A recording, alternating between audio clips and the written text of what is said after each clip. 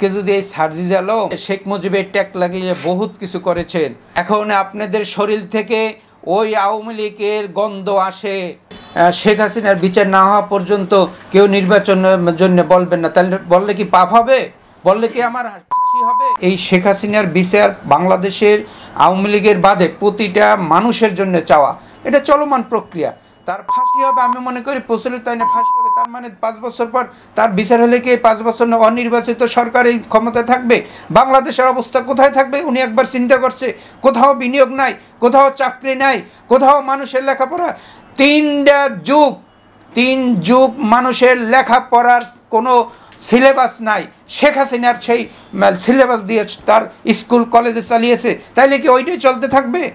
আজকে নির্বাচিত সরকার যদি না আসে, এটা কী ধরনের কথাবার্তা?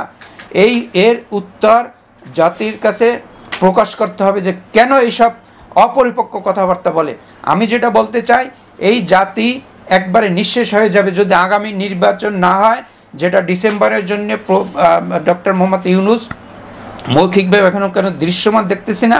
যদি নির্বাচন না হয়, বাংলাদেশের সামনে বড় ধরনের একটা ষড়যন্ত্র এবং বাংলাদেশ নিয়ে বিশ্বের কাছে একটা অকার্যকর রাষ্ট্র হিসেবে পরিচালিত হবে।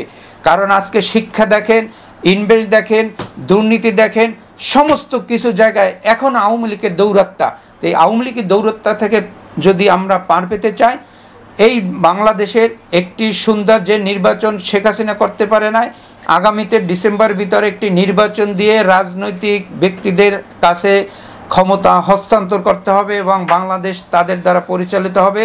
তাহলে বাংলাদেশ মুক্তি পাবে। এই সার্জিস আলমের মতো দিয়া এই দেশ চলবে না, কারণ এখানে অভিজ্ঞতার রাজনৈতিক একটি পরিপক্কতা আছে, সেই অপরিপক্ক দিয়ে বাংলাদেশ চলতে পারে না। আজকে যদি এই সার্জিস আলম আজকে পরিবর্তন দিয়া এই সব কথা বলে, তাহলে আমি মনে করি একটি নতুন ট্যাগ লাগিয়ে, শেখ মুজিবের ট্যাগ লাগিয়ে বহুত কিছু করেছেন। এখন আপনাদের শরীর থেকে ওই আওয়ামী লীগের গন্ধ আসে। বাংলাদেশ নিয়ে কাজ করেন, বছরের পর বছর রাজপথে পুলিশের হামলা, পুলিশের মামলা, গুম হওয়ার, বাড়িতে ঘুমাতে পারি নাই লোকজন। বাংলাদেশের গ্রাম অঞ্চলে যাই দেখেন যে একটি লোক কত পর্যায়ে গেলে তারা ধান খেতে ঘুমায়, পাট খেতে ঘুমায়। আপনারা তো খালি ওই একটা দেখাতে পারবেন না কোথাও আপনার গায়ে একটা গুলি লাগছে বা কোথাও আপনি একটা হয়রানি হয়েছেন, এইটা কোথাও দেখাতে পারবেন না।